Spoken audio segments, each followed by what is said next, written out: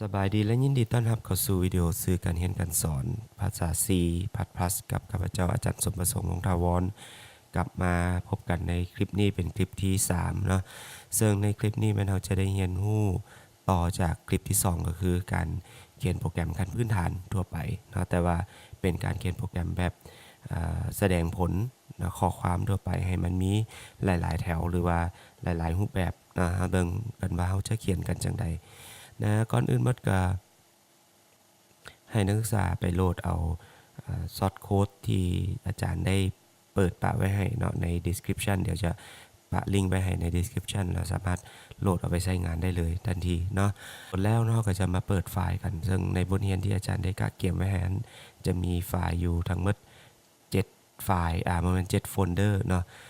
มาเปิดกันเลยเนาะไปที่เมนูไฟล์ Open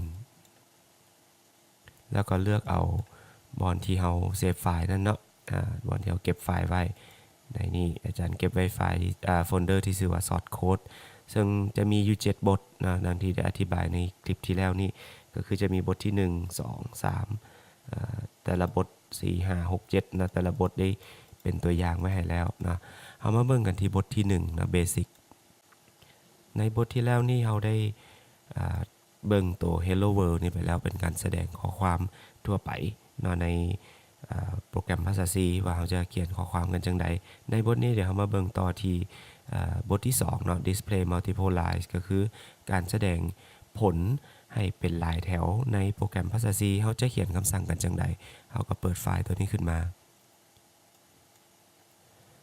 กด Open ขึ้นมาเนาะเราก็จะเห็นตัวอย่างแบบนี้นะ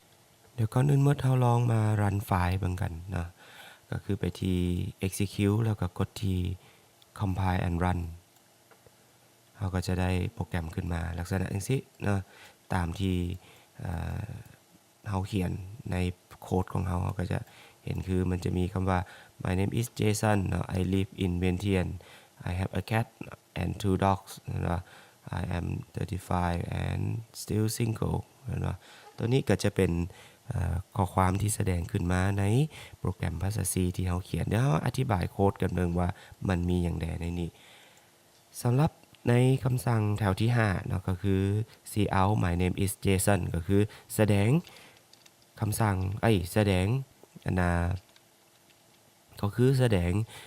ชื่อว่า my name is Jason แสดงข้อความตัวนี้ขึ้นมาแล้วก็จะเห็นคำสั่งเขียนว่า inline ในนี่คือหมายถึงคำสั่งในการลงแถวฉะนั้นหลังจากที่เขาเห็นข้อความคำว่า my name is Jason เขาก็จะเห็นคำสั่งมันลงแถวไปแถวต่อไปแล้วแสดงคำสั่ง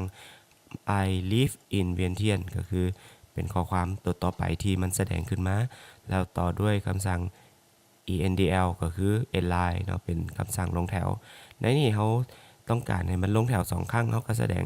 inline อีกเทื่อนึงนะแสดง inline อีกเทื่อนึงมันก็จะแสดงลงแถวให้เขา2ครั้งนะมันก็จะลงแถวให้เขา2ครั้งแล้วก็ต่อมาแถวที่8เป็นการแสดงข้อความอีกสุดหนึ่งนะก็คือว่า I have a cat นะแล้วก็ลงแถว endl แล้วก็เขียนว่า and 2 dogs นะในโปรแกรมที่รันขึ้นเมื่อกี้นี้นักศึกษาจะเห็นว่ามันเขียนคำว่า I have a cat แล้วก็ลงแถวนะแล้วก็จึงแสดงคำว่า and 2 dogs แล้วก็ลงแถวอีกเทื่อนึงจากนั้นก็จะทำการลงแถว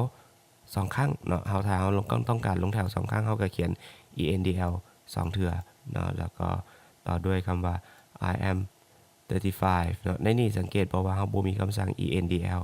อัดท้ายเนาะฉะนั้นมันก็จะบ่ลงแถวมันก็จะยาวต่อไปเลยว่า and still single ในนี้เดี๋ยวเรามารันอีกบัดหนึ่ง execute compile and run เนาะเราเห็นโปรแกรมก็จะแสดงผลตามที่เราได้กำหนดไว้ในเบื้องต้นในโค้ดของเราก็คือแสดงคำว่า my name is Jason แล้วก็ลงแถวนะ my name is Jason ลงแถว I live in Vientiane ลงแถว I live in Vientiane ลงแถว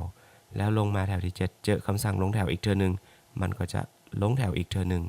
แล้วก็ I have a cat ลงแถวนะ I have a cat ลงแถวแล้วก็ and 2 dogs ลงแถวนะ and 2 dogs ลงแถวเห็นว่า inline 2ครั้งเนาะก็ลงแถว2เครือเนาะ2เทื่อเห็นว่าจะไกลกัน ไกลกันจากตัวแถวทำอิฐเนาะที่เราลงแถวนั้นแล้วก็สุดท้าย see out I am 35เนาะ I am 35แล้วก็ and still single เนาะ and still single สังเกตว่าในโปรแกรมเขาเขียนเป็น2แถวเนาะในภาษาโปรแกรมแถวที่11นะ I am 35แถวที่12 and still single เขาเขียนเป็น2แถวอยู่แต่ว่าในนี้มันแสดงเป็นแถวเดียวย้อนหยังย้อนว่าเราบ่ได้ใส่คำสั่ง NL เพื่อลงแถวให้มันเนาะฉะนั้นมันก็เลยแสดงเป็นแถวเดียวยาวต่อไปเลยให้เราเนาะนั่นคือการเขียนโปรแกรมเบื้องต้นเนาะเพื่อแสดงผลเป็นหลายแถวเนาะนักศึกษาสามารถเอาไปประยุกต์เพื่อเขียนโปรแกรมตัวอื่นหรือว่าประยุกต์เป็นแบบอื่นได้เนาะก็สำหรับคลิปนี้ก็ขอพอเพียงเท่านี้ก่อนถ้าหากว่านักศึกษาสนใจในคลิปอื่นต่อไปก็อย่าลืมกด subscribe กดปุ่มรูปกระดิ่งเพื่อจะบ่ได้พลาดวิดีโอตัวต่อไปที่อาจารย์โพสต์ขึ้นนะสำหรับคลิปนี้พอเพียงเท่านี้สบายดี